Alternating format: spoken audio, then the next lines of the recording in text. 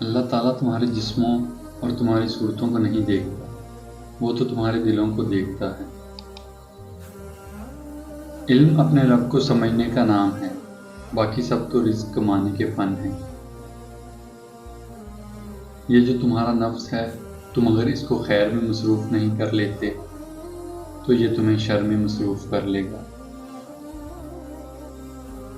سکون قلب کی تلاش کا آخری مقام ذکر الہی ہے۔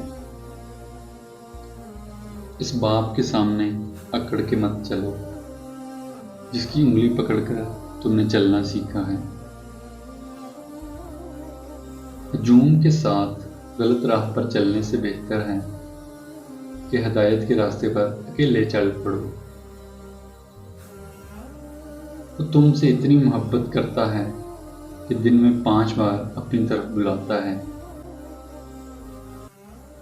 اللہ کی رحمت کی پہلی نشانی یہ ہے کہ انسان کو اپنے عیب نظر آنا شروع ہو جاتے ہیں۔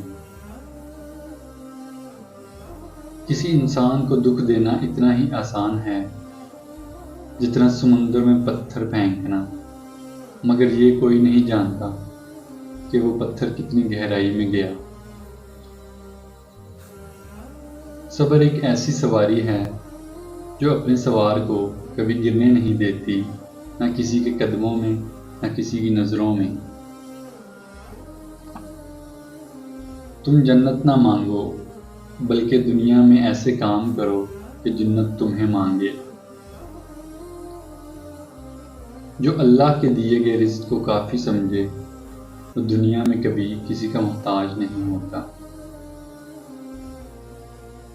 غموں کی راہ پر بڑے سکون سے چلو، کیونکہ یہ اللہ کے قریب کر دیتی ہیں۔ اللہ تعالیٰ کے فیصلوں پہ یقین رکھو، زندگی آسان ہو جائے گی۔ جب کوئی مسلمان دوسرے مسلمان بھائی کے لیے دعا کرتا ہے تو فرشتے کہتے ہیں آمین، اللہ تمہیں بھی یہی چیز عطا کرے۔ دنیا میں سب سے تیز رفتار چیز دعا ہے، جو دل سے زبان تک پہنچنے سے پہلے اللہ تعالیٰ کے پاس پہنچ جاتی ہے۔ جو شخص پابندی سے استغفار کرے، اللہ تعالیٰ اس کے لیے ہر تنگی سے نکلنے کا راستہ بنا دیتے ہیں۔ لوگوں سے ڈرنا چھوڑ دو، عزت اللہ دیتا ہے، لوگ نہیں۔ مشکل وقت آ جائے تو کسی کا احسان مت لو، کیونکہ مشکل 4 دن کی ہے اور احسان زندگی بھر کا۔ توبہ کا خیال خوشبختی کی علامت ہے، کیونکہ جو اپنے گناہ کو گناہ نہ سمجھے وہ بدقسمت ہے۔